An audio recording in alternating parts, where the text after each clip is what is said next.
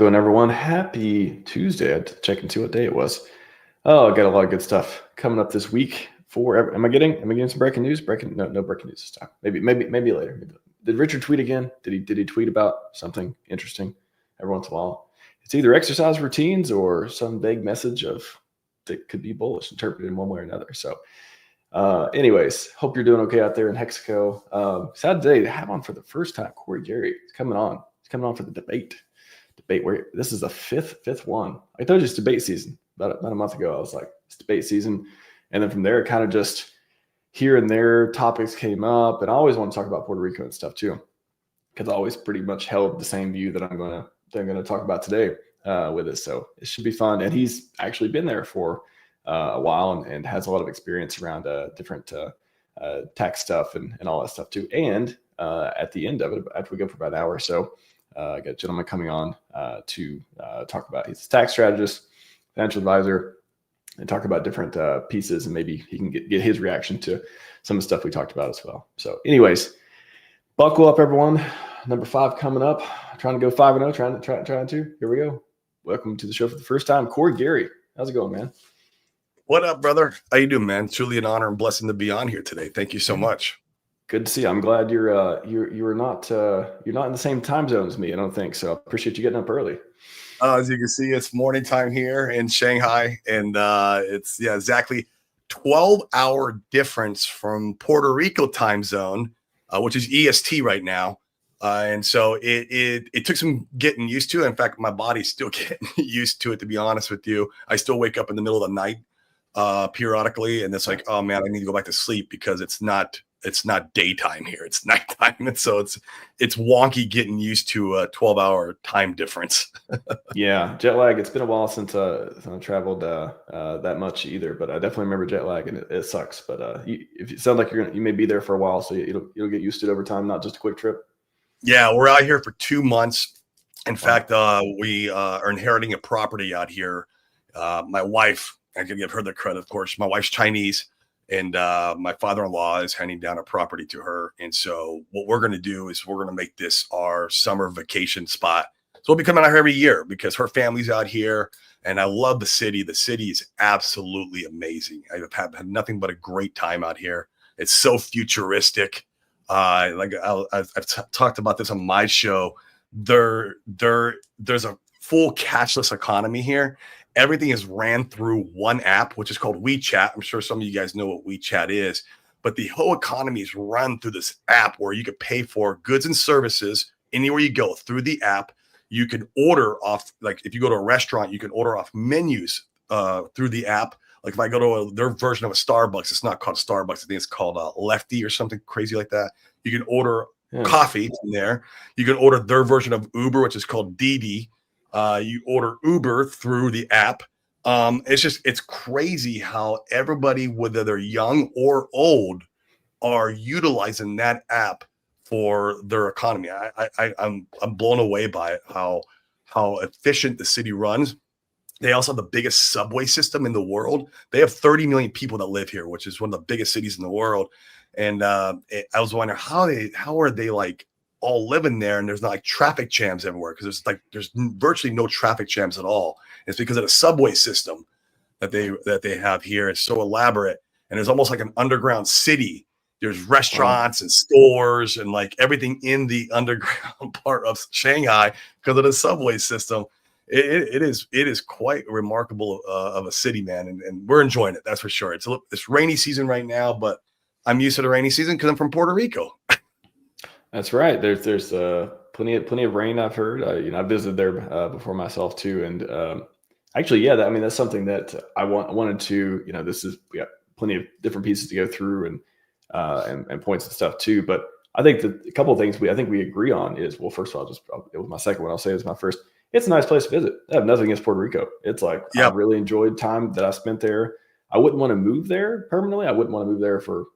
I guess I wouldn't want to move there for much any period of time, but like visiting there, and like it was just, I always had a great time. Coffee, what was it? What is that? All the tropical stuff, all the food, all the plantains, all that stuff. Love it. So shout out to Puerto Rico, and you guys got a lot of good stuff going on there. How long did you stay there? Just curious. Oh man, it's been a while. I want to say a week or two, somewhere through there. Okay. It's hard to get a feel for like the culture and how things kind of run in Puerto Rico over a week. We stayed for a full month and a half in an Airbnb right in Isla Verde, which is like the downtown of Puerto Rico, before me and my wife sat down and said and made the decision to say, hey, we're going to move here. So that's first thing and foremost. I do want to say if anybody's even thinking about moving to Puerto Rico, the first thing you have to do is you have to go out there and stay there like you're living there. Like you got to Yeah. go out. Like, what is it like going grocery shopping there? What is it like to go get a haircut? What is it like to get an Uber and go across the city? And you just want to kind of get a feel of what it is to live there versus where you're living now. That's what we did. And we were there for a month and a half. And then we sat down and that's when we made our decision. And I mean, I recommend, I guess, if you're going to move anywhere in the world, you probably should go visit for a long period of time Definitely. before you make the Definitely. decision of living there. What was it? I mean, that's a. I'll get to my other point in a minute too that I think we agree Yeah. on. But I think just on that, I think it's good. Probably a good story too. If you like, what was the thing that you spent a little bit of time there, and then you're like, okay, this is. Did you kind of go into it thinking, okay, I want to get confirmation that we can do this. Like, I want to see if we like this place. Like, you probably already wanted to do it. And you're like, all right, do we see any red flags? Like, how was your decision process going into that? Yeah, it's a great question. And so, yeah, that was the whole purpose of that trip was to try to kind of like get a confirmation like we could do this. It's something that I know I could tolerate. Like for me, man, literally, dude, I could live under a bridge if I'm going to save millions of dollars in taxes, and I don't, I could live anywhere, man. But I got a wife and two daughters, so that's a different story. And my wife can't just live anywhere, and so we went out there and to see how we felt about it. And the really the defining moment for me to move out there was twofold. One, I have a business that creates some pretty good monthly revenue, and because I'm an entrepreneur too, besides the crypto stuff I do, and that revenue that I make monthly is taxed on a 4% basis. So it's just 4% tax. That's all I pay. I don't pay any like Social Security. I don't pay any like I don't know what other crazy taxes they give us in the You're United not States. funding the next generation. Just kidding. Yeah, exactly. I don't do any of that stuff, which is great. So it's flat 4%. So there's that. And then I was actually, man, I remember this so well. I was at a birthday party with a bunch of Hexicans. It was probably like, I don't know, 15 people there. They were all Hexicans / Pulsicans. A lot of them were OGs. So there's a lot of Hexicans that live on the island, a lot. And there's a lot that are not known about, that are not public, that have really big bags. And I was at a birthday party and we're all going around and people are discussing kind of their bags and some price predictions and stuff like that, and they kind of get to me and I start talking about my bags, and my bags in comparison were not as big as some of these guys, right? It's like I'm like my bags are, I started talking about some numbers and they're like, I'm not sure if it's worth moving out here for, and they're like, Corey, like you don't, they like, Corey, you don't get it. I'm like, what don't I get? And they're like, it's not what your bags are worth today, or even when you sell in the bull. It's not that your bag's value then. They're like, it's the compound effect year over year over year. Let's say you sell your portfolio and you save from being in Puerto Rico, you save $1 million. Well, it's not just that $1 million in today's value. It's that $1 million because they're like, Corey, how often do you keep money in the bank just sitting there? I'm like, never. But my bank is like broke all the time. My money's always working for me. They're like, exactly. It's that money compounded year over year over year. And they're like, literally, the money that you save from paying the IRS, literally the compound effect off of that money could be the legacy wealth you hand down to your daughter. Boom, the light bulb switched on. I was like, holy shit. It's just not about the money today. It's the money in the future when it's working for me on my behalf. That is the biggest impact of saving on taxes today. And so that's when the light bulb really went on. And it was one of the Hexicans out there that said that. He's one of the, this guy, he lives out there in about 3 neighborhoods down from me. And he's really well to do. He's a day one Ethereum guy, day one Hex guy. And it made a lot of sense to me. So that's when my decision came pretty like concrete. And then I had to go home. and of course, so my wife on it. Yeah. That's a harder issue, right? Like selling your loved ones on it. And I went home Like and we're gonna go to an island and we're gonna save a lot of tax money though. Like how did that go? yeah. And so I went home, and my wife's always known I'm in crypto, and she knows what I do, and she supports me, which is like beautiful. Like she never has any problems. She doesn't have problems with the volatility either. She's like, "Oh, is crypto not doing good today?" And she's like, "Okay." And then and when crypto does great, she gets excited with me, which is awesome. And so I went home and opened the laptop and really broke the numbers down. And I'm like, honey, this is what would happen even if we get a 10x. And then here's the compound effect. Let's say we get a 10x, and then we go into real estate and we're making 20% IRR. And now that's real estate talk. And in crypto talk, just think about it as like 20% yield, because you kind of, and I showed her the numbers of, sitting in a 20% IRR deal for a couple years, and then going back into crypto. And I was just breaking all the numbers down, and it took about a good hour or two to really kind of explain it to her and open her eyes to it. And then when she did that, she's like, okay. She goes, well, maybe we should move here. I was like, maybe. And that's when I think the decision was made there. Of course, there were some more discussions, and there was more of the stuff that that we had to look at, the bad stuff about Puerto Rico, which we'll get into, I'm sure, because it's not all. Trust me, it's not all good. People think, oh, it's tropical island, ocean, rainforest, and they think it's beautiful, and it is. But there are some things you got to tolerate on the back end to make this work. It's not North Korea, so it could be. Definitely. It's not North Korea, right? If I'm in North Korea, I'm going to have to try to skate to get down to South Korea. Everyone, if that's your bar, if it's not North Korea, then you might dig into it.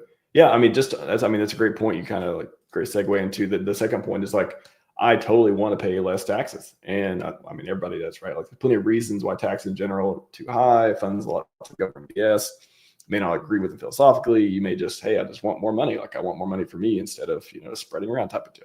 So, but I guess so that piece, agree on that. But I just Puerto Rico's never struck me as a thing that would be the tool for the job. And I know everyone's got the different situation, families, not families. You have communities, you have different value. Oh, I want to have all the things America fourth in this place, or I like this culturally, or everyone has strings attached in different ways or not. But just never, Puerto Rico always felt like the last option of like, why isn't there any other way to save money on taxes rather than go to Puerto Rico?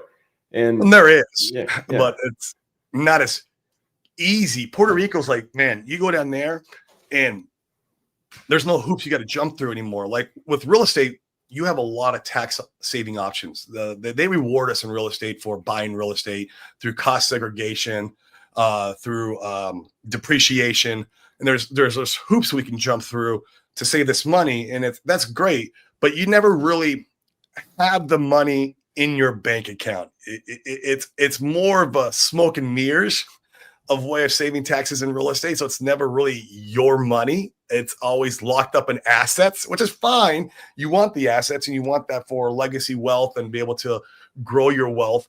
But it's never really completely yours. Where in Puerto Rico, it is like, it's yours. You make $1, it is your effing dollar. I don't got to worry about like, oh, what's the next thing I got to do with this dollar to make sure I keep 100% of it.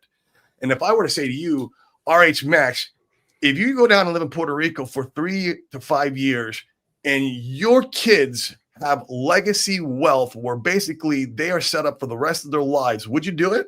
Would you sacrifice 3 to 5 years of your life, live in a weird place if you knew that your kids could have legacy wealth and set up for life?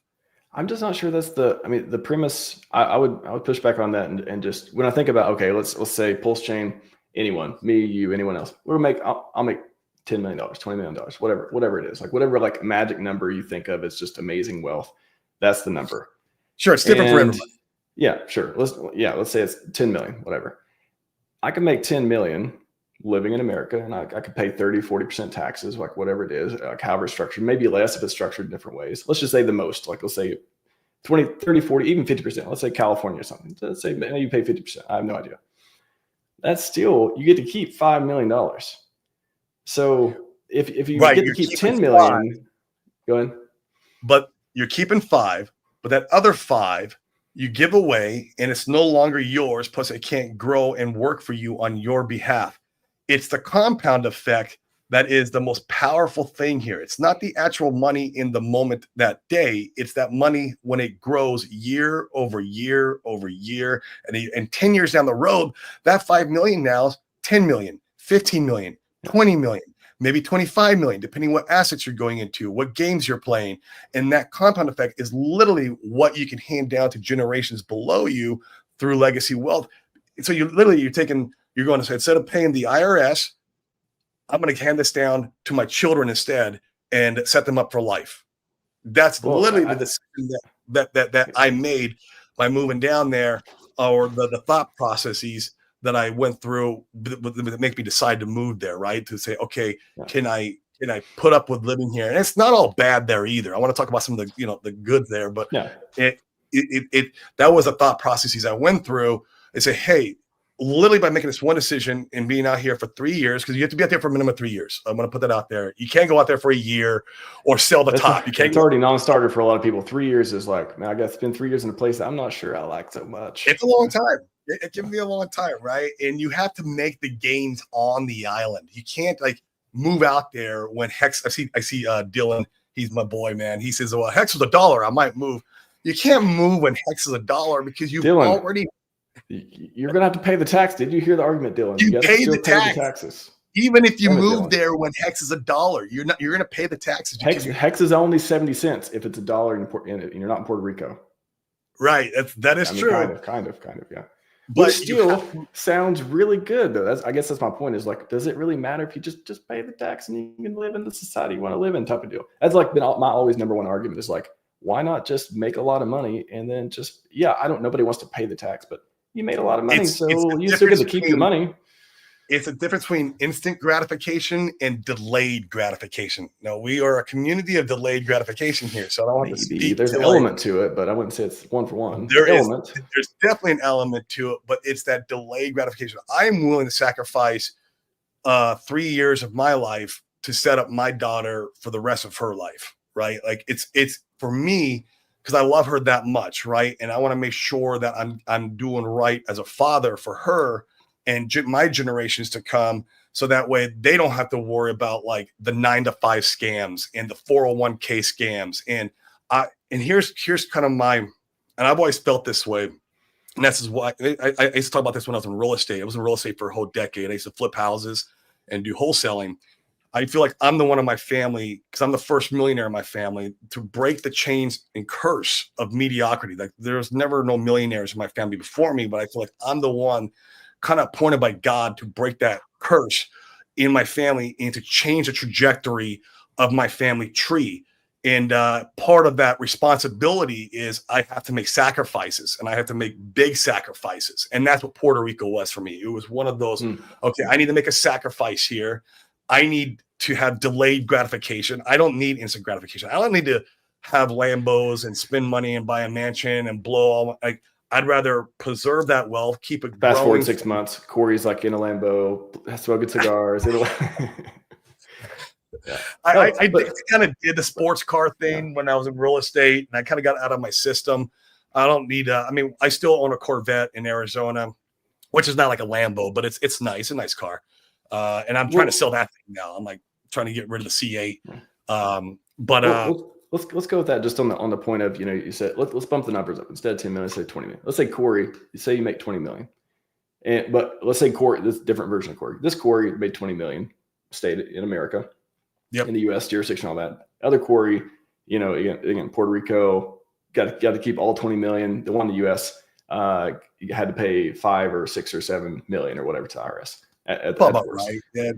It still sounds like you keep hitting on the point of like setting your daughter up for this all this money and all this stuff too. It sounds like you still got plenty of money to set children up with after paying taxes. Like it still seems like the more the number goes up, the more likely that you still got plenty of millions. More the number goes up, but more the more unlikely you hit that number, the more the number goes up. Like Heck says, if Dylan says, if Hex hits $1, I'd move there. And he says, well, Hex is probably not going to hit $1. You see, I mean, it's like Dylan, don't fly the chat. This is not the Hex debate yet. Come back Thursday for the Hex debate, okay? Right. Your chances, the higher the number goes, is the lower your chances are of hitting that number. And now there's other things that I'm doing besides crypto to make sure I establish the number that I'm going after. For example, my business, and then going into other asset classes. But the higher the number you go, it's going to be harder to get to, especially if you're ripping off 30% every single year and giving it away. I can get to my goals much faster and easier if I don't have to rip that 30% off every single year and pay out a 3-letter agency that took no risk with me. They took no risk with me. They didn't sacrifice. They didn't go through all this FUD. They didn't have to listen to Dylan and say Hex is not going to go to $1. They didn't have to do that, right? The 3-letter agencies didn't have to do that, but they get to share my profits that I give them. That's bullshit. Like, no, I'm not giving you shit. They gave you all the things Puerto Rico didn't give you, I guess you could say. But anyway, side point. I want to go back to this. I think the most compelling piece on this came out is, would you rather stay in the States and Hex hit 70 cents or move to Puerto Rico and have your Hex worth $1? I don't know, man. I'm going 70 cents. I'm like 70 cents. I would move to Puerto Rico and have Hex worth $1. If you're in the right place. I'm allowed to leave Puerto Rico after Hex hits $1.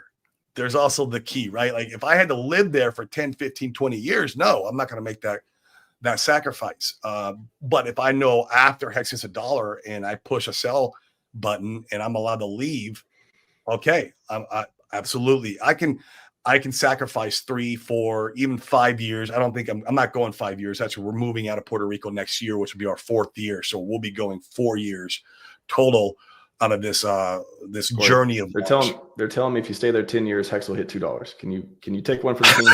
Can you? If you give me a contract in blood, RH Max, and get Richard Hart to sign that thing, there could be a possibility.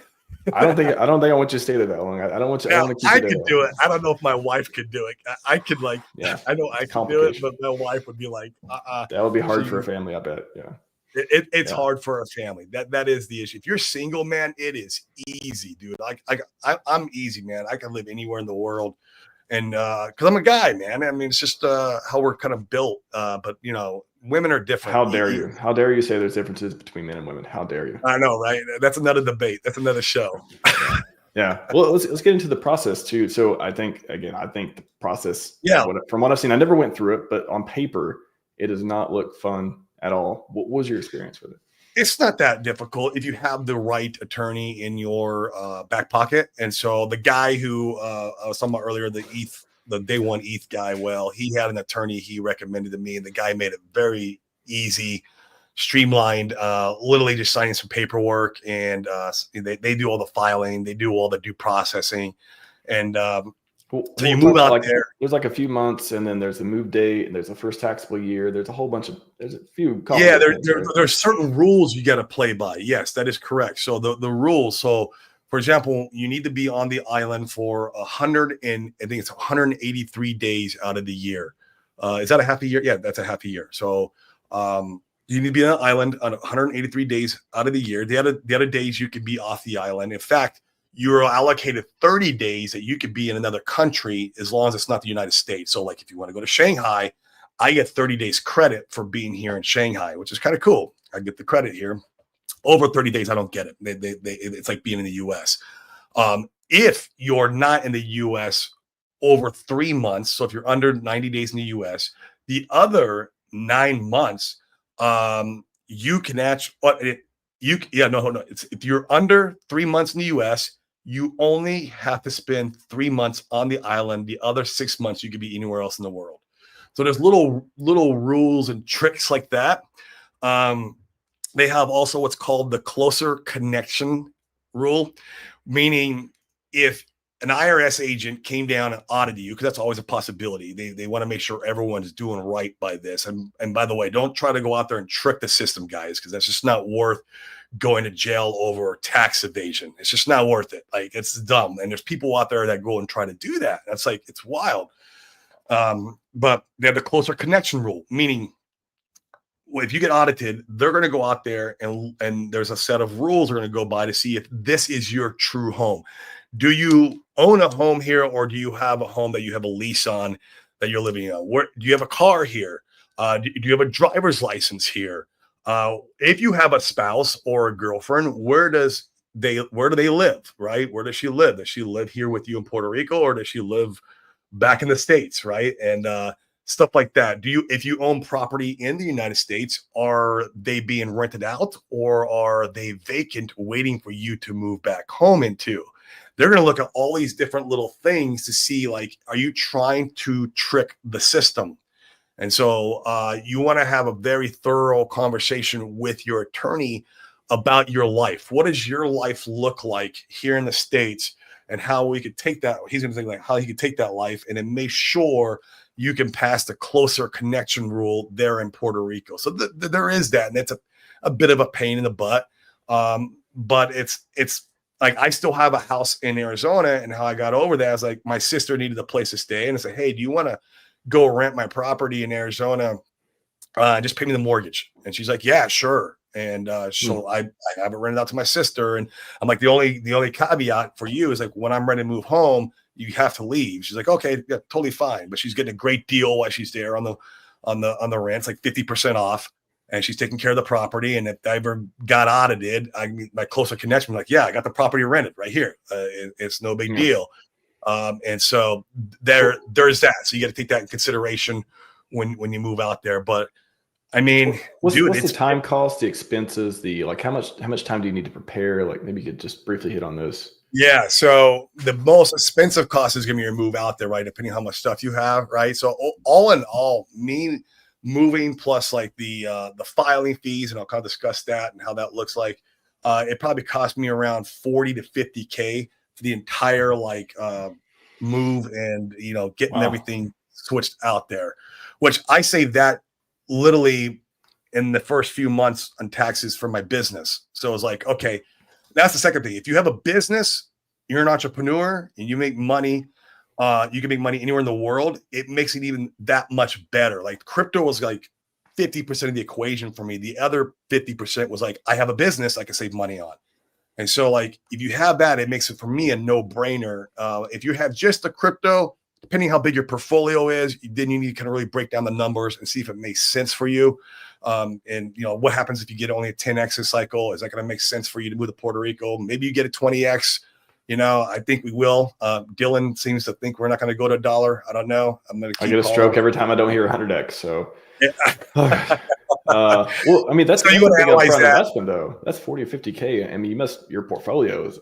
It sounds like the rationale is like, all right, I have $1 million portfolio. I have, like, this is only a fraction of what's going to take to get out there. Otherwise, if I only get a 10x or only get something, then. Yeah, I mean, I didn't have to sell my portfolio to get into that 50K. I have money in the bank. I don't have as much money in the bank anymore. I'm pretty fully deployed all over. But this was like 3 years ago. I've been out there now for 3 years, 3.5 years. And so, yeah, it costs around 50K to do the move, and then and that's total, right? Like, your filing fee, which is when they're going to file the paperwork and the attorney fees. I think that was around like 8K. So that was included in that 50K. There's also, like, you got to, get a property, and we had to sign a year lease and pay. I paid 6 months of rent up front to negotiate the price down of the rent. He wanted like X. And I'm like, dude, that's way too much, bro. And I'm like, look, what if I pay you 6 months up front? I want this number. And he agreed. So that was part of that equation. I had to buy a car. I didn't buy anything elaborate. I bought just a Jeep, like a grocery getter. It's an SUV. It's a Compass, cheap Compass. And, just to get around the island, because you need something, obviously. And you don't want to buy anything nice because the island will beat your car up because the roads suck ass. I'll tell you that. I was going to say that part of those tax money. I mean, we can argue. I don't want to make any points towards taxes, but gosh, it seems like they don't do anything with their money. The money they're making, they're putting in their pockets. I'm sure of that, because the infrastructure, and we can get into that, where the parts that suck and where the parts that are good. But that's one of the things. The infrastructure, there is no infrastructure. They don't put any money into the roads. They don't put any money into like power grid. Like Well, why would power's they? always. There's three hurricanes a year. They just have to rebuild it every time. Okay, I shout swear, out. and they keep blaming it on a No more hurricane. hurricane jokes. And they keep blaming it on Hurricane Maria, which was back in 2017. I'm like, bro, you had like plenty of time to recover from Hurricane Maria. I mean, get your They shit stopped together. blaming on Katrina. They stopped blaming Katrina. What's the next one? What's 5 years after? Maria was the last big one they had. Yeah, that was the last big one in 2017. It was it was the biggest one they had in like 50 years, and it absolutely demolished the island. So like, yeah, you know, it sucks. Yeah, I mean, it is hard. It is a very vulnerable place. Like, it is hard, even if they were using it all very wisely, it's gonna be hard to like rebuild that place all the time. So another reason why I'm not going to live there for life. Like, that is crazy to, because if you live there for life, you're guaranteed to see one of those hurricanes. Like, you're going to get another Cat 5 that's going to rip through the island someday. Like, will it happen this year or 20 years from now? We don't know, but it's going to happen. And like, I don't want to be around to see it happen, man. That's why I'm from Arizona. We don't have hurricanes in Arizona. We don't have tornadoes in Arizona. Like the worst we got is some heat, 120-degree weather, and then we get some scorpions. You know, that's the worst that we get in Arizona. Watch out for the scorpions, Jesus. Oh, we get the nasty little yellow ones too, man. The bark scorpions, and they're brutal, bro. You ever have to fight a scorpion? Ever what? You ever have to fight one like a snake, like you know, like smash it? No, but I've had to kill them before, of course. And then at my house that I stay in Arizona, I don't want to fight a scorpion. Oh no, we have it sprayed every single month. We have the house sprayed. They get up in the walls, man, and they they have babies, man. Oh, it's disgusting. Oh my god. Yeah, that's freaking me out now. Scorpion babies. Yeah. Scorpions is one thing. Scorpion babies, I don't want to be fighting them either. Jesus. That's Arizona for you, bro. Scorpions and rattlesnakes, man. I mean, the rattlesnakes. That sounds more tame than scorpion babies. I'm like, oh, yeah. At least rattlesnake, when you get close to it, you know you're getting close to something dangerous. A scorpion, they don't make any sound. They just drop down from the ceiling when you're sleeping. No. Yeah. Or they're under your bed, under your pillow, and you're sticking your hand on your pillow and you're going to bed and it's sting you, man. That's like, this is not a commercial for Arizona. Oh, geez, shout out to Arizona. You got to be better than that. We love Arizona. Flagstaff. Maybe Flagstaff is better, not the desert part. Yeah, Flagstaff's great. Flagstaff's amazing, man. We love it up there. It's pine trees and it's cool.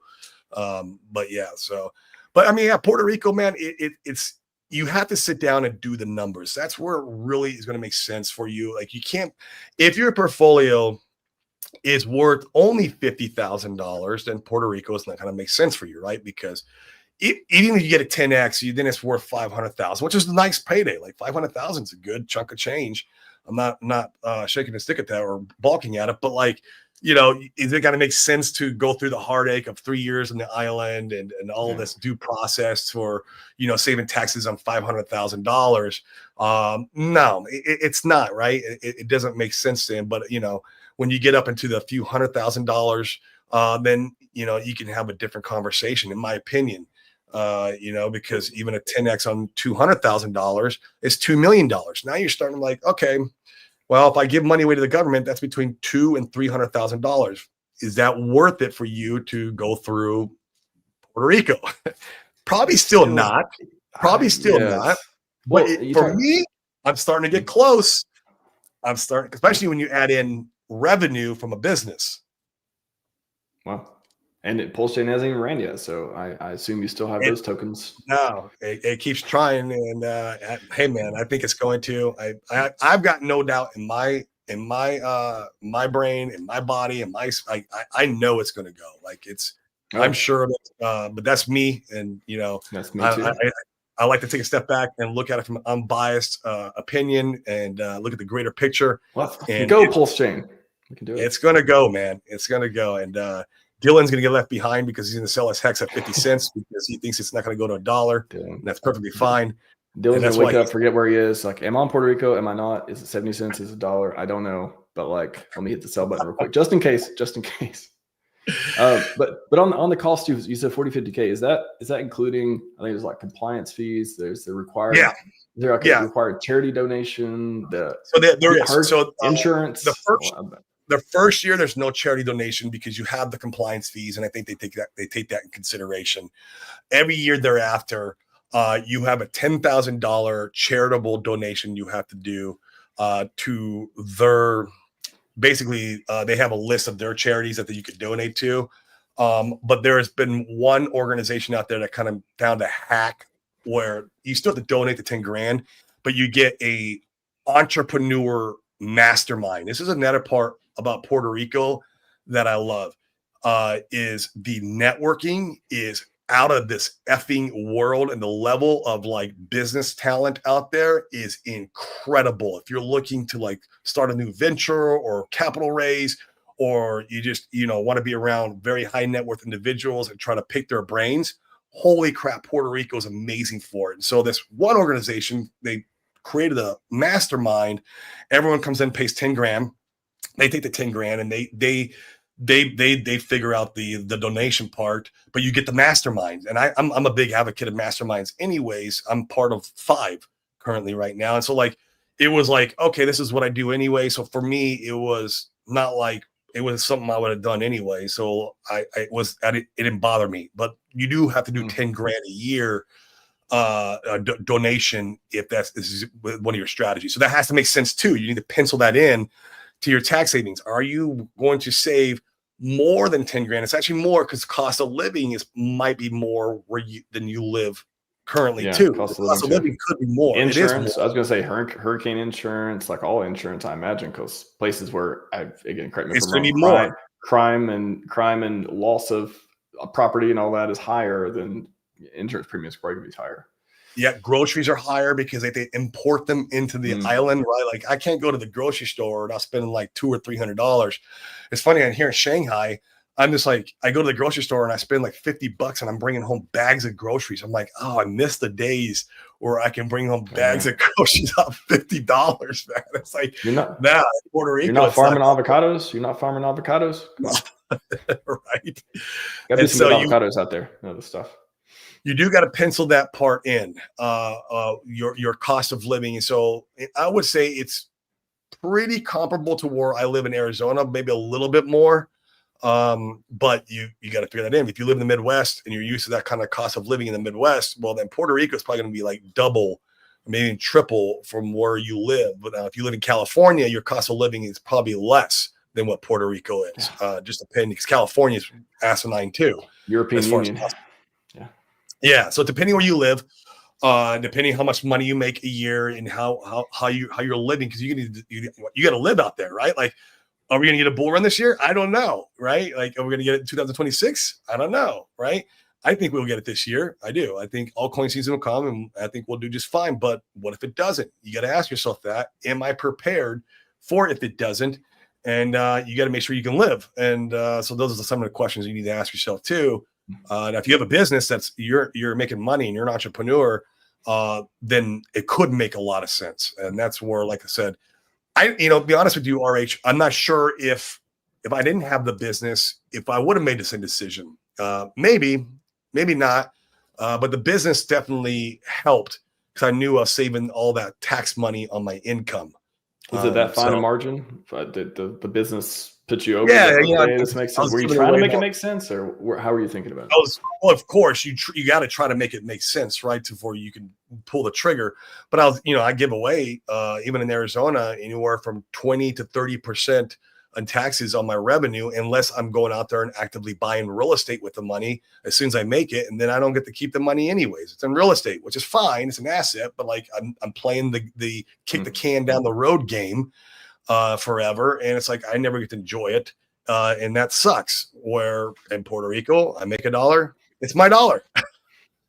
I like that. And well, I mean, yeah, great segue into those dollars in Puerto Rico and what you do with them, who you communicate with, the culture, the society, you talk about crime and stuff too.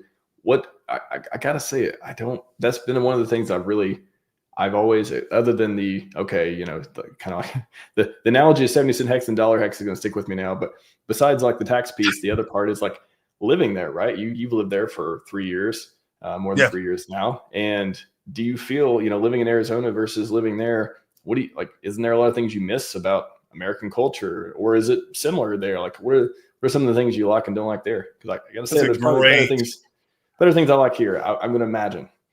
Yeah, of course. And once again, there's that sacrifice part I was talking about earlier, and that delayed gratification. Yeah, there is, man, because this is Latin America, even though it is U.S. territory. So it's not a state, of course. And fun fact, they've had the opportunity to become a state multiple times over and over and over again, and they're the ones that keep voting no. It's like, you guys are fucking idiots. Like, sorry I didn't mean to cut your show, but like, it's true. Like, they're just idiots. Like, yeah, how do you vote yourself into being a state, and then you're good to go? Like, but anyways, yeah. So it's Latin America, and you have to understand that you're not going to have the amenities and the comforts you have at home.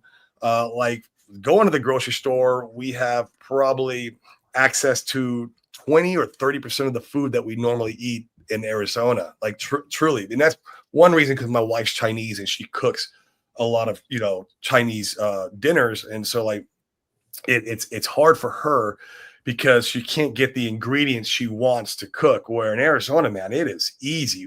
With 5 minutes to the store and we can get whatever we want, come home and cook, and we're good to go, right? And it's just, yeah. So there's a lot of inconveniences in that regard.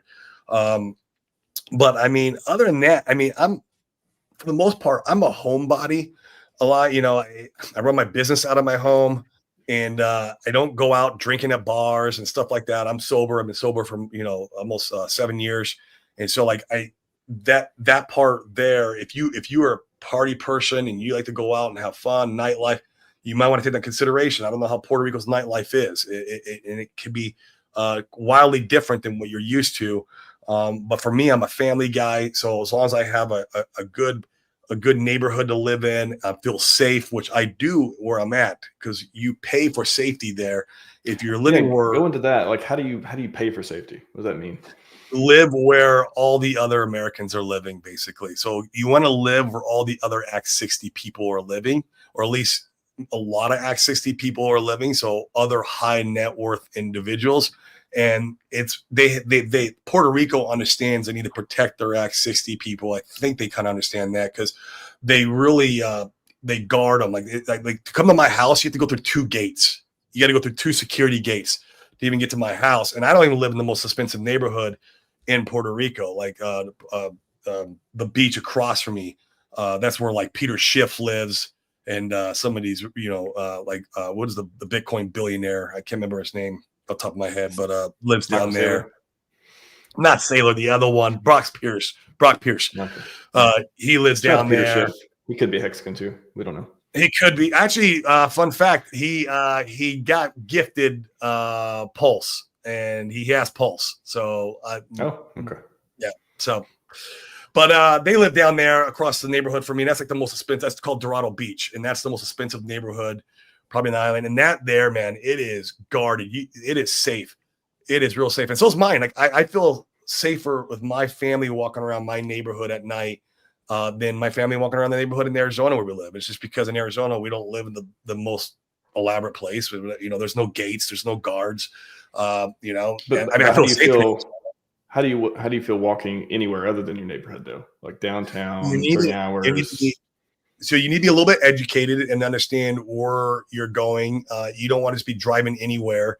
There's actually a place in Puerto Rico called La Pearl. La Pearl. I don't know if I'm saying it right. It's called La Pearl or La Perla. That little neighborhood is a lawless neighborhood. Basically, Puerto Rico said, hey, all the criminals down there can do whatever the hell they want. We're not going to do anything about it. If you want to be a shithole, you can live down there and you guys can kill yourselves and do drugs. But as a tourist, you want to make sure you don't go there because you could get robbed and killed. So there's a neighborhood like that on the island of Puerto Rico. You need to know where that neighborhood's at and not go there. That's very important. Especially as American. Like, that's a very important thing to know. But like, we know where it's at. We know not to go down there. We know not to go in places that we don't feel uncomfortable. Like if you go downtown San Juan, you're fine. Like we've been downtown San Juan, and daytime and nighttime, and it's great. It's great, and it's a fun city to even. I mean, you've been there. The city's over 500 years. I think over 400 years old. It's one of the oldest cities in that's United States. Their territory, not state, but like that's one of the oldest cities in the United States, and it's a beautiful city. The architecture, the old Spanish architect, and the people are friendly, and I feel safe down there, man. I do. It's just I was, even though I'm pretty sure. I think it was Puerto Rico. I think I was in San Juan where I got turned around by an armed policeman. I believe of like, don't go down that street. I was about to just out just walking, edge of dark, and he was, I'm pretty sure he's strapping a gun, and was like, oh, okay, not going down that street. All right, thank you for protecting me. I guess, or I guess that's what you're doing. I'm not sure. Are you an officer or not? But I think I had that experience. you have a firearm, so I will listen to you since you have a firearm. Regardless, I will listen to you.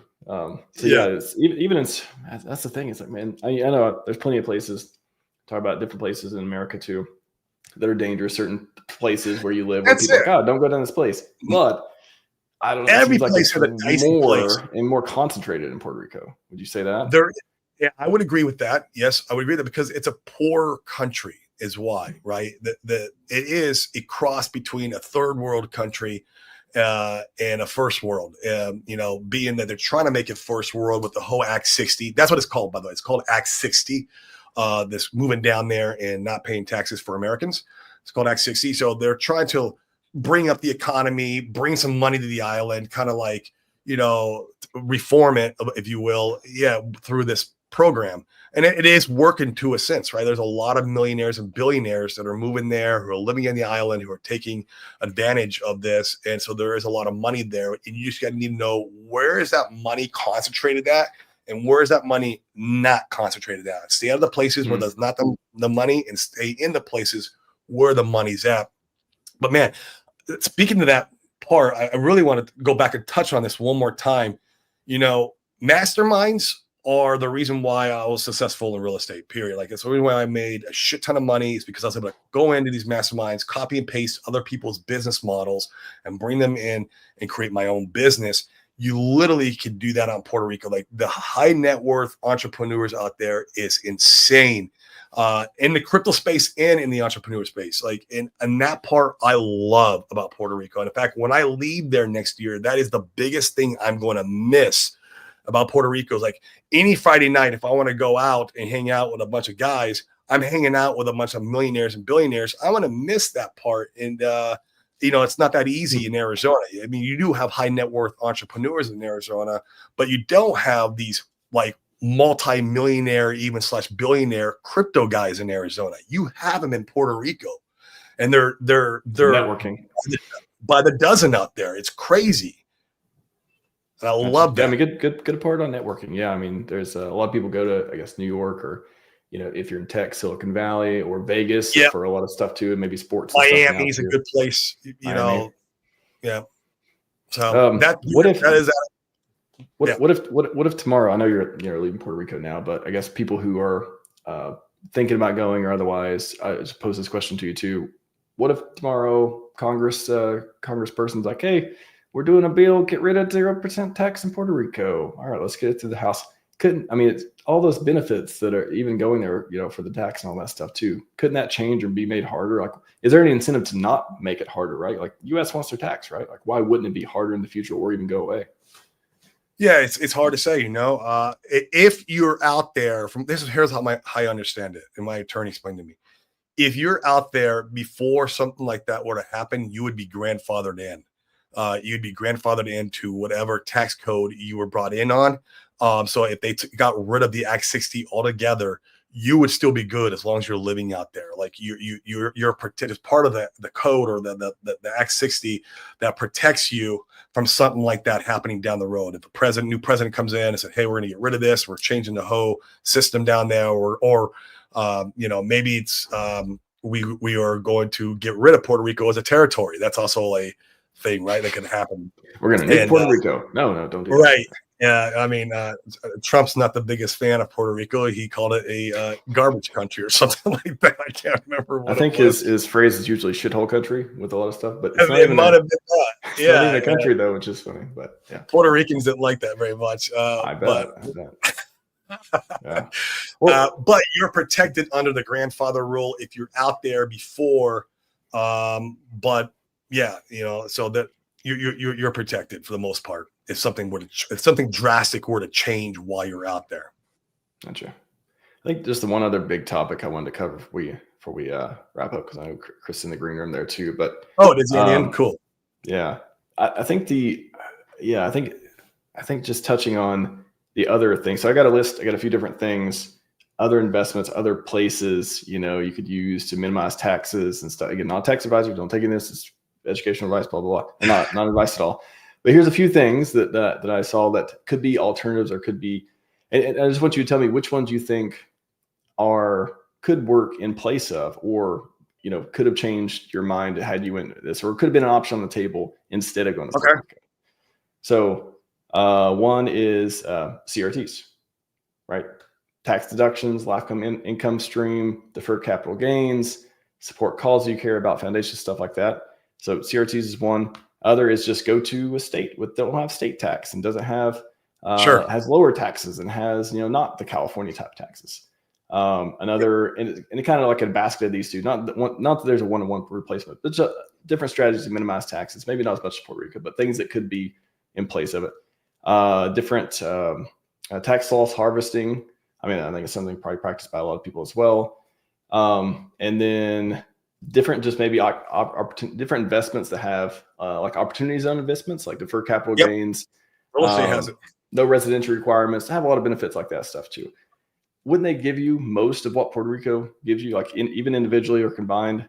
60, 80, 90% of it without the capital? Minus you don't keep your dollar today. You are kicking the can down the road. It is more to me smoke and mirrors of how we could just keep kicking the can down the road and not paying taxes, where you never ever get to realize that money into your bank account. It's always how can I take this dollar and put it through this hoop and coming through here and then come through and kick it down the road further before I get to realize it. You may never realize, minus your state, like Nevada, Florida, but then you're still paying the IRS, right? You am I hearing delayed gratification? Delayed gratification, kicking the can? I like, for sure, absolutely. And I do believe in some of that, right? And that's why I'm in the real estate. I love real estate. Real estate has a great tax advantages because the government wants you to buy real estate and support the economy and give housing to people. It's a great strategy for kicking the can down the road, if you will. But once again, you don't have your dollar today. You have your dollar maybe tomorrow, or maybe even day after tomorrow. And I want some of my dollars today, especially my income money. I don't want to take all this income I'm making and then like try to push it into real estate properties and try to offset that money through cost seg and depreciation. It's like, man, I just, I want to enjoy some of the money today. I do. And I want to have some of the money for tomorrow. I do. But which one of these, if you didn't do Puerto Rico, let's say you didn't do Puerto Rico, you're on the fence, maybe you had other ideals at the time as well, but which one of these would you think you would have done instead of Puerto Rico had you do it over? Maybe you didn't have your business and you were kind of on the fence or something. Okay. Yeah. Which one? I'll tell you. And it's kind of segue nice into Chris coming up, because he's a tax strategist. He understands all the different ways of not paying money to the 3-letter agencies legally, and a lot less painful than Puerto Rico. So we did a lot of research, me and Dane. Dane's my business partner. He used to stream with me. He don't stream too much anymore. It's just me now. But like me and Dane did a lot of research on trying to find how we could save taxes, not only on our crypto portfolio when we go to push the sell button, but also on the income we're making. And man, it was hard to find anything. The closest thing we found was called the Deferred Sales Tax Trust. And so a deferred sales tax trust it's a trust. You put your assets in a trust. You're able to sell these assets and then take the money and then put them into another asset. You can put them in the same asset class or move them into a different asset class. It doesn't matter. And you don't pay any taxes. They're deferred. But anytime I talk to anybody, RH, when I was shopping around for this, none of them would let me do DeFi. It's very frustrating. Like they're like, oh yeah, you want to own crypto? You can own Bitcoin on Coinbase. I'm like, man, I don't want fucking Bitcoin on Coinbase, bro. Like I want like Hex in my Trezor wallet. I want Hex.com, baby. Yeah. I want Hex in my Trezor wallet. Like this is like, I want to be able to like buy what I want to buy. I want to control the assets, right? And that was problematic because with the deferred sales tax trust, it's usually the trustee that has to push the buy and sell button. So you have this third party counterparty risk going on there with this whole system, and it was problematic. And so like that was the closest thing I found that I liked before moving to Puerto Rico. And we sat down and looked at all these. We looked at the CRUT trust, but I didn't like how like, I was just putting money way out there. You never realize any of it, and I just didn't like the structure of it. And we looked at living in different states, but I still didn't like the idea of like I still have to give 20% away, 25% away to the government. And so 80 cent hex. 80 cent hex now. You're getting better. And I know some Hexicans that did that, like Hex Monkey. He doesn't even mind. Hex Monkey got a property in Nevada to avoid, obviously, California gangster taxes, right? And that's a good move. If that is part of, you should at least consider that strategy. I would agree 100%. Florida's a good place too, except for Florida gets hurricanes. I don't know if I want to trade Puerto Rico for Florida. It's like tomato for tomato almost. You got mosquitoes, you got hurricanes, you get the same shit. I don't know if I alligators. They got alligators too. Yeah, I don't know if Dylan's still watching. He's from Florida, but like it's the same thing. Shout out to Dylan. Yeah. Shout out to Flo Rida, by the way. There's a rapper called Flo Rida. Oh, okay. Right. But I'll tell you the story. We were at a apartment syndication mastermind, and we were there onboarding real estate guys into crypto. That's part of what our business does. And we were speaking on stage. And we came off stage, and this guy comes up to me. And he goes, "Hey, Corey, have you ever heard of a deferred sales tax trust?" And I was like, "Yeah, but I'm not, I don't like it that much." And he's like, "What you don't like about it?" And then, I told him what I just told you. And he's like, "Look," he's like, "What if we could make it work where you hold your own keys or you keep your own crypto?" He goes, can you teach us DeFi?" And I was like, "Yeah, I could teach you DeFi." So we onboarded him into Pulse Chain. We onboarded the trustee in the Pulse Chain. The attorneys are in Pulse Chain. And we onboarded them to their business, if you will, into Pulse Chain and to understand what it means to own your own keys and to be your own custodian and still do this trust. There's no other deferred sales tax trust like this. And so now we created this product called the DeFi Wealth Trust. Now, this is going to give you points on your argument, I guess, a little bit. But if I had known about this trust, or if I had access to this trust prior Puerto Rico, I would have never moved to Puerto Rico. I would have just stayed in Arizona, used the DeFi Wealth Trust. But I didn't know that we could. It was possible that I could retain my own keys and be my own custodian and be in one of these trusts. And Chris made it possible. And so now my plan is I'm leaving Puerto Rico Q1 of next year. I've already got my time served. I will have enough time served where I get all of 2026 if I want it, which is great. But I'll be using the DeFi Wealth Trust to harbor all my assets and do my life basically moving forward. And that gives me the confidence, and I'm okay to leave in Puerto Rico now because of this trust. So there's my answer. I couldn't find anything before, and Puerto Rico is a great option, but now we found this, and it's like, okay, I got this now. Well, now I'm going to leave. And so, yeah, so that's the answer there. All right. Great conversation, man. I think, I like these conversational debates. Again, we get. It was good, man. Different pieces. Yeah, I love the debates, man. I saw the one with you and Crypto 7. Crypto 7 was great. Shout out to him. I love Crypto 7. Watch the show all the time. All of them so far, but I think have been very educational. All been good. Each one, they like I people watched learn. Catchers too. That was good. And if you're having another one with him and who you said Access next week, this Thursday. I would love to watch that too. So yeah, keep it up, man. And I've noticed your views since you've been doing it. People like it. They're liking it. So yeah, I think so. Again, it's not. The point is to provide perspectives. Like everyone has. You got a different experience than me, and I got a different experience than Seven and everyone else too. And it's just like if we can talk about things that even we disagree upon, at least we can put everything out on the table, let people decide instead of just being like, "Oh no, 100% censor this or think this way." It's like, no, let everyone decide what they think. What works for you might also work for Tam Tam, and what works for me might also work for Check Dylan. My Pulse. But now Dylan's he's the exception, bro. Nothing works for Dylan. I mean, Dylan works for Dylan. There you go. Dylan works for Dylan, right? But although shout out to, do you know Dylan is the reason why I was able to buy the hex bottom, like the perfect bottom, like decimal 0035. It was because of hex Dylan. bottom? He called the hex bottom, bro. Uh-oh. And I was doing my monthly DCA, and usually when I do my month, I'll break up like my money between the cores, and maybe I buy might put a little bit into some shit coin, right? But like I mainly divide it between the cores. And he called it, bro. And I was like, you know what, dude? He got me a Forex at the bottom. I put it all into hex. I was like, boom, and then hex came off the bottom, and I'm like, bro, thanks, man. Thanks a lot. I appreciate your call there. He made a rap song there at the bottom. He made a rap song at the bottom. That's what I got to look out for. Yeah, new rap songs. Signal the bottom. I'm like, dude, can you do that at the top too? Can you like call the top for me? That way. Dylan, if you could please call the top for us. If we get $5 hex and that's the top, then please call that for us. You don't even think it's going $1, that son of a bitch. He may be joking. He may be. He's got recency bias. That's why. Could be. All right. Well, we got Chris coming on. He's I'll let him introduce himself as well too. But welcome to Chris Shuckwitz. How's it going?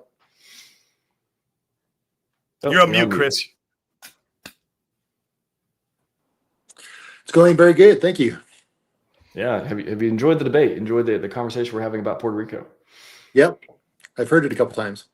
A couple times? What do you stand? What do you feel like was the best key points you think it came from? And I know you've been watching at least the last 30 minutes or so. So how do you feel about the people making decisions to go there or not?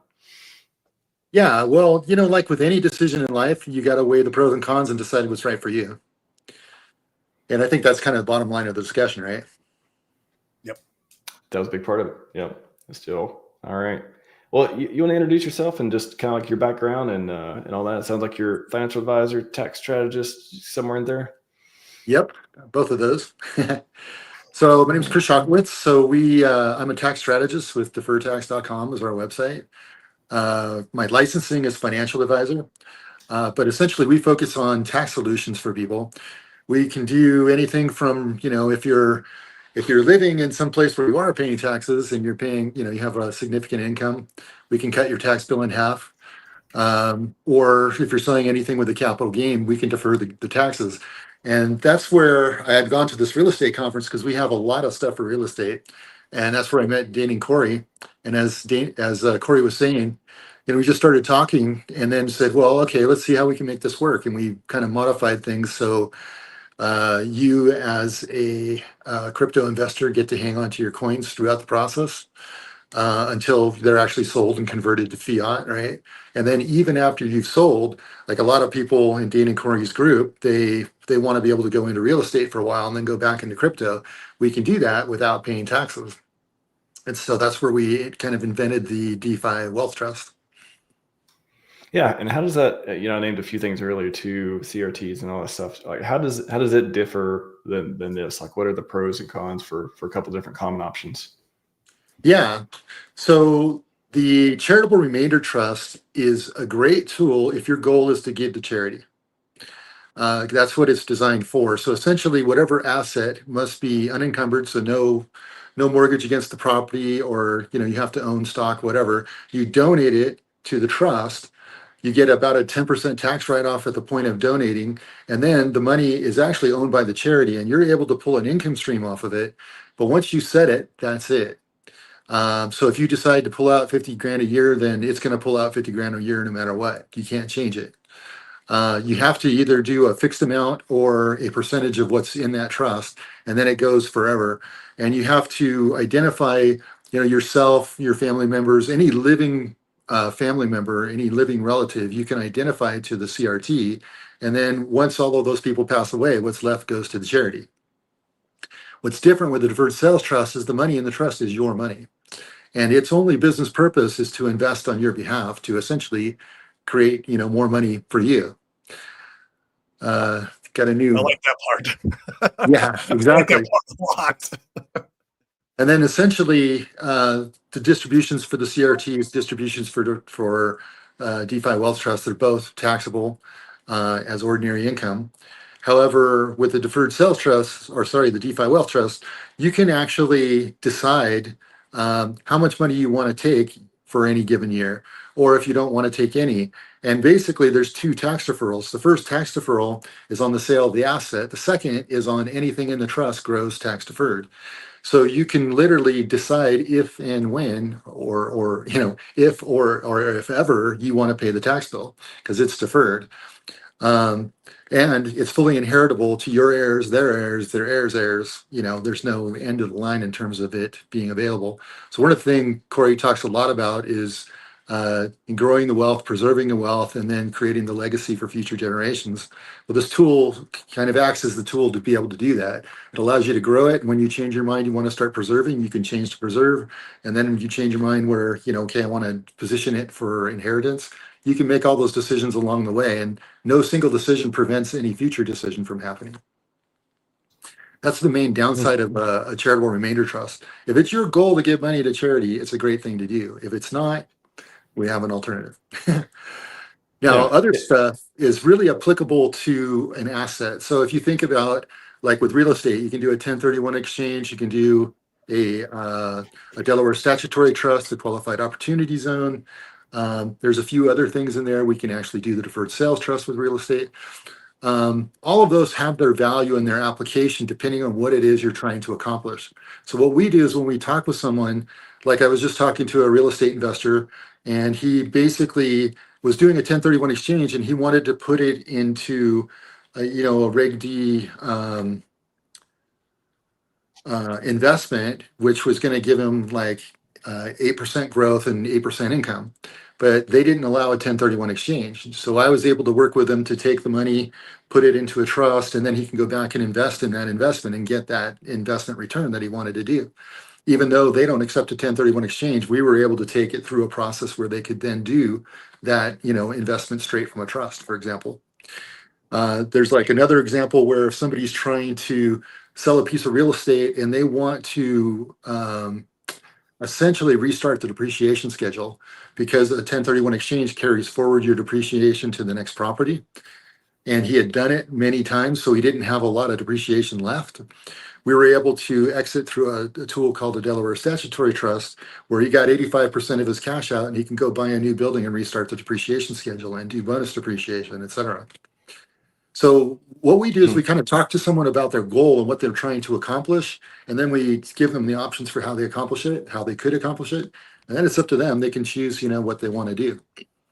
So definitely with crypto, what we did with the DeFi Wealth Trust was specifically designed for DeFi crypto to allow you to be able to hang on the keys all the way through the process until we move the money into the trust. And then basically you can invest in real world assets, and then you can go back into crypto and you would never pay the tax if you don't want to. If you want to, you that's so based right there. How long has the product been around? Is it something that you all came up with, or you like kind of repurposed another like good idea around it? Yeah, the underlying product we built on has been around for 30 years. It was invented by a guy who has 2 legal degrees in taxes, and then he's also a CPA. And over the last 30 years, they've done over 3,000 of these trusts. They've done over $3 billion in the trusts. They've been audited 30 times, never paid a penny to the IRS. He works through like how it would. Yeah, we just added a DeFi component to it. Okay, yeah. So how does maybe Corey could speak to this too? Like, what was the process? Doing it? Was it just signing up, say like paperwork, and then putting the because you hold on to your keys, so maybe that's like the interesting part of like how do you hold onto your keys and then not pay gains on the taxes with it? Explain that through Chris, the LLC. Yeah. So what we did is we essentially treat the sale of the crypto as a business sale. So we essentially set up an LLC. It's a single member LLC, taxes as sole proprietorship. It has its own EIN number. And essentially we get that LLC business set up on a central exchange. Then we set up a wallet under the central exchange under that LLC. So basically when the trust buys an asset, like a piece of real estate, they're basically getting the money out of crypto. But when the trust basically buys a business, they're actually buying the business and all the assets in the business, in this case, which also includes the crypto. Then we basically bring the crypto owner on as a manager to the LLC. And this is done quite often when, one business is buying another business, you want to keep somebody on for a while for transition purposes. Well, that manager role is the person who has the keys to the crypto, and that's the original crypto owner who wanted to sell it. So once basically the LLC is purchased, it's on the trust tax return, and it never pays any taxes. It's tax deferred, so it never pays taxes that you don't want to pay. Put it that way. So if you sold something before the LLC was purchased, that's on your tax return. Once the LLC is purchased, it's now on the trust tax return. So then we just basically DCA out. So you'd want to basically buy this trust sometime when it's getting close to starting the bull market. You would then DCA out the way you would anyway. And it's just that the stable coins would get collected and moved into a trust instead of, you paying tax on them and, trying to convert them on your dollars into dollars on your own. So Go ahead. Yeah, real quick. Is it kind of like a self-directed IRA type of deal? It's kind of an interesting, similar concept. You can basically draw parallels. What's fundamentally different is what makes this work is the trustee. So essentially, you're selling something to a trust, and the trustee cannot be you, cannot be a family member, cannot be an employee, has to be an arm's length transaction. But this trustee basically sets up the mechanism that allows you to defer the tax bill. And they do all the accounting for you. They do all the tax returns for you. They do basically everything associated with the trust is done for you. They do that for a fee. But essentially, then what we do as investment advisors is if Max, we decided you wanted to go do this. Well, then you would say, hey, here's what I want to do with my money. So we would put together a plan. We would sell the LLC, sell the coins, move the money into the trust, go invest it the way you want to invest it. And you said, okay, you know what? I changed my mind. I want to go back into crypto, let's say. Let's say you started off with a stock portfolio. Say, okay, well, let's say you had $1 million and I decided we're going to take 500K and go back into crypto. Well, we would set up another LLC. The trust would invest in that LLC with you, and then you have control of the cash and you go buy the crypto, go do whatever it is you want to do. And then when you want to sell, we just rinse and repeat and just do it again and again. So the trust will do as many deals as you want to do. Okay. And is there a difference? Like you got a self-directed IRA, you mentioned LLC, trust. I mean, there's a few different pieces that come together for this, it sounds like. Yep. And basically we help you step by step through the whole process. Okay. Interesting. Basically for you, Chris, you got to remember you control your own keys, and you have control of your assets, and you don't pay any taxes unless you want to. What's called self-enriching, meaning I want to pull out 200 grand to go buy a Lambo. Well, now you're going to pay 200 grand on taxes, right? Like that taxes on that 200 grand. But as long as your money's working for you, no taxes. Okay. So when you do, when you want to get some of it liquid or take some of it out, what kind of tax do you pay on it? You pay like so long-term essentially, taxes? Yeah. So there's, when you look at the money that's basically within the trust, there's the original asset that was sold, and if it's a long-term capital gain, if we pull that out, it's long-term capital gain. If it's short-term, okay, so the it same comes out applies short-term. And then if there's income generated, it comes out as ordinary income. Gotcha. Okay. So this versus, Corey mentioned like if he would have known about this, he could have reconsidered Puerto Rico. Because with this, there's costs, there's upfront costs with Puerto Rico, upfront costs with this, I imagine too. With this, I think we could also imagine perpetual, you got to pay people, trustee to do stuff for you for the lifetime. Yeah, I'll answer since Chris, are you still there? Your screen went black. I'm not sure if you're there or not. Might want to log back up. He's back. Sorry, somebody called me and bumped me out. Oh, you're getting a phone call? Yeah. Yeah, I hate when that happens. I know some of the answer to this, and then he might be able to fill in any blanks, but like to set the trust up, Chris, RH, it's free. It's free to set it up. You don't pay any monies until you initiate the trust. So when you move your assets into the trust, then there's going to be a yearly fee. It's very marginal, especially in comparison to what you'd pay through other agencies. And in fact, in the DeFi Wealth Trust, we set it up where once you go into the trust, if you want access into our real estate deals, because we have over 300 members in our community of real estate investors, if you want to come in and invest with these guys with the trust, you could do that. You have access to all their deals. which is cool. But that's the only fee there. There is an initial, I think there is an initial fee. Talk about that, Chris. There's a fee for the trustee and the attorney when the first year, right? And then it's just the yearly maintenance fee. Am I accurate with that? I don't remember all the bolts. There's no exit fee. Like I remember there's a trust going around in our community that had this massive exit fee. I was like, oh, I didn't like that. That was like a no bueno for me. Maybe you can talk about the fee and also the exit process of if you want to stop doing it or otherwise what that looks like. Yeah, so at a high level, the attorney is a one-time fee. It's 1.5% on the first million, 1.25 thereafter. So a $2 million investment in the trust would cost $27,500 to set it up. That's one and done. So compare that to the tax bill, quite good. And then basically it's 1.25% fee ongoing thereafter as a base fee. So essentially,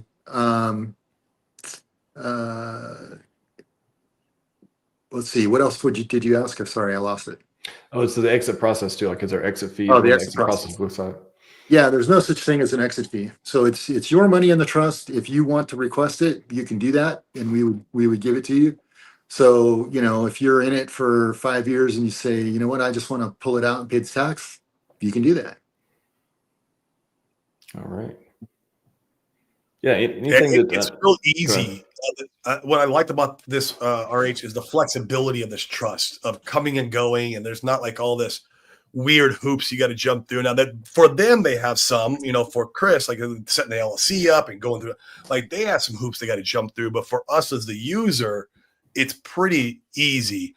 And if I want to take some money out, I can take out whenever I want, however much I want. I just got to pay taxes at that time, and that's fine. I'm okay with that because with the whole idea of delayed gratification and legacy wealth, most of my money, honestly, even after this cycle is going to continue working for me, even if it's in real estate or maybe in business ownership. Like the bulk of my money is going to be working for me at all times, growing for me and for generations to come for me, right? And so like that is what I'm most passionate about is the legacy wealth piece of all this. And that's why if I'd have known about this before Puerto Rico, I'd have just done this, right? But it didn't exist. So we created it with Chris. We created it with Chris. And so now it exists. And there is no tax implication, just the normal, Dylan. If you sell or if you exit and you go buy a Lambo, you got to pay money on that you're buying the Lambo with. But and then the tax implications, was it long-term capital gains or is it short-term capital gains? All those come into play. Income tax is what Chris was also talking about. So it's. But as long as the money's in there is no tax implications, which is great. Even when you exit your crypto, so you can sell your crypto, exit, as long as that money's going to go and work for you somewhere else, or it can stay in crypto, like as long as it's doing something, you don't pay any taxes. Gotcha. Correct me if I'm wrong. Because I'm not. That's it. That's why I have him on here. Because I'm like, well, if we're going to get into this, let's like bring him on for a few minutes. He knows more about like the in and outs. The other thing is we have the ability, for example, let's say you hit it big in crypto, you had 4 million, and then about a year into it, you go, you know what, I just want to take $1 million out. And I want to go build my dream home, right? Well, we can actually we have a way to cut your tax bill on the million by 50%. See, if you go to Puerto Rico, It's circle back to Puerto Rico. Okay, going back to Puerto Rico. Yeah. Wow. All right. Well, gents. The other thing is if you live, let's say in California, and you sell the crypto and you defer the tax, and then let's say you moved to Puerto Rico and then you took the money out, you would be paying the Puerto Rico tax, not the California tax.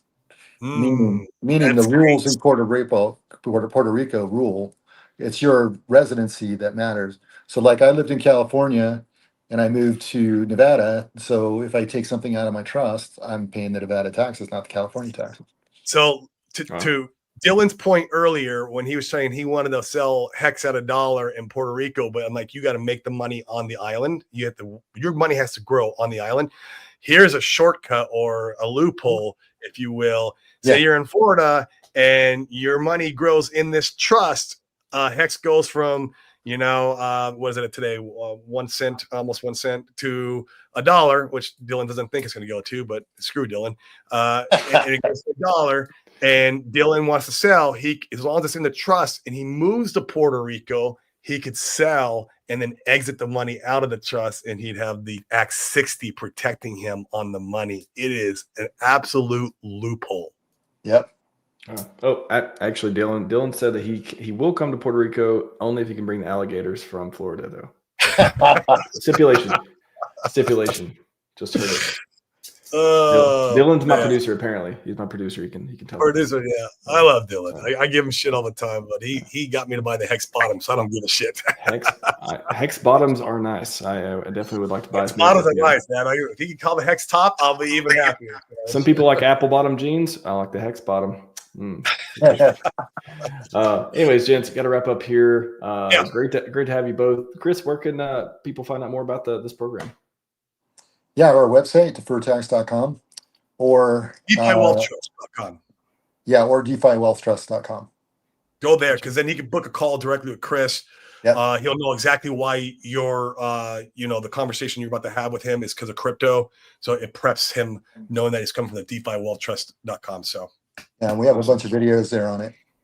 And it's free, guys, to have a conversation with them. I know there was another tax saving thing going around in our community for a while, and they charged me $500 to have a conversation with them. $500 to have a conversation with them. I was pissed. I paid it because I wanted to find out what they were about. And then I found out about their exit fee, and I'm like, no, I'm not doing it. But there's no fee, so no cost to talk to Chris. It's free. All right. And talk to Corey. Where can you find Corey on the internet? Yeah, man. I mean, obviously I got the YouTube, DeFi Crypto Alliance. Come over, subscribe, please. I would love it. And if you guys are watching from my show, please subscribe to RH Max over here. He's awesome, putting the good work in every single day. Twitter, Twitter's Corey Geary. It's just Corey Geary. I think it's Corey_Geary, maybe 555. I can't remember. But if you type in Corey Geary, you'll find me.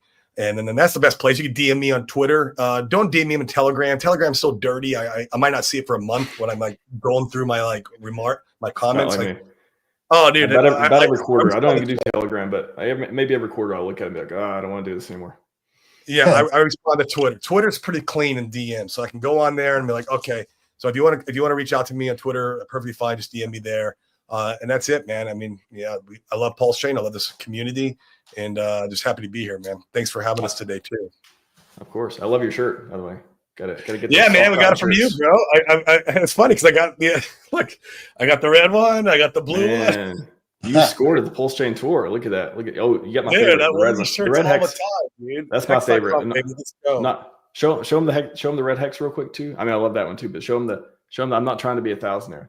I came up with that. I'm not trying to be a thousand. Dylan, we're not trying to be thousandaires, bro. I don't know what you're talking about. Hex not going $1, man. I mean, come on, bro. I may become a $700,000 heir because Puerto Rico joke. There we go. 700K, 1 million, all that fun stuff. All right, everyone. That's all we got for you today. Sci Vibe and 5555. Appreciate you guys. You're out. Thanks.